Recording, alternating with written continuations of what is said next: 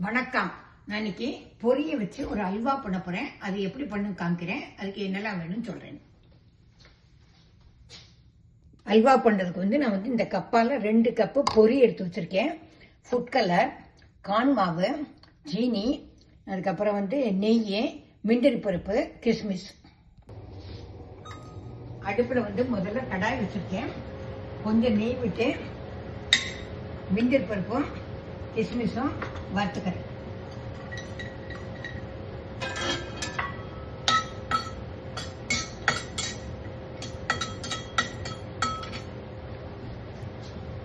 முந்திரி பருப்பும் கிஸ்மிஸும் வறுத்தாச்சு.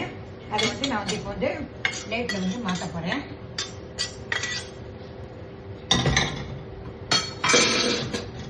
முதல்ல இதில் கொஞ்சம் தண்ணி விட்டுக்கிறேன்.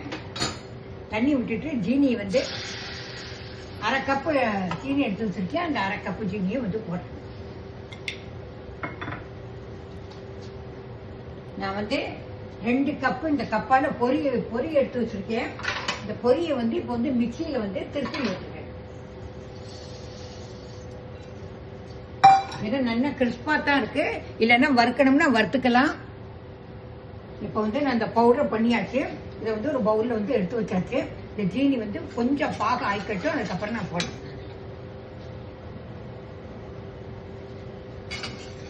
எல்லாம் கரைஞ்சி கொஞ்சம் இதை ஆயிட்டோம்.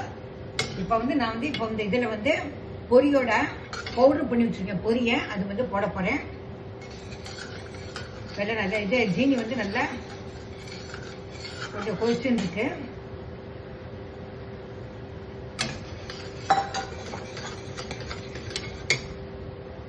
இப்போ நான் இதுல கார்ன் மாவை எடுத்திருக்கேன். அதை கரைச்சி அதையும் இதோட விட போறேன்.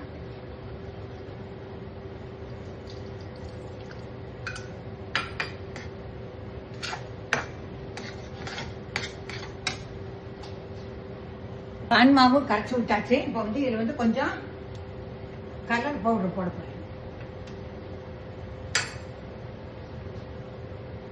என்கிட்ட ரெட் கலர் இருக்கு, அதனால அந்த ரெட் கலர் போடுறேன்.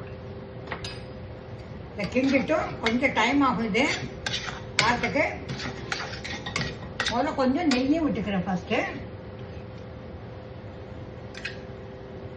இது கொஞ்சம் நல்லா ஆனதுக்கு அப்புறம் காட்டுறேன். கிண்டின்னு இருக்கு. இதுல இப்போ கொஞ்சம் நெய் விடுறேன். நான்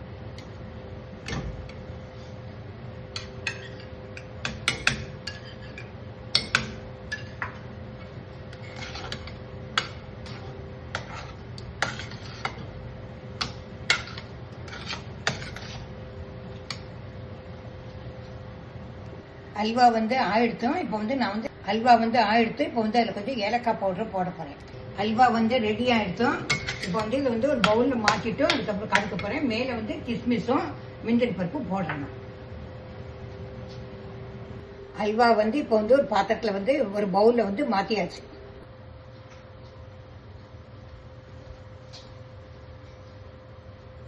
பொரி அல்வா ரெடி ஆயிடுத்தோம். இதை பண்ணி பார்த்துட்டு எப்படி இருக்குங்கிறதுக்கு லைக் பண்ணுங்க, ஷேர் பண்ணுங்க, சப்ஸ்கிரைப் பண்ணுங்க. Tata, bye bye.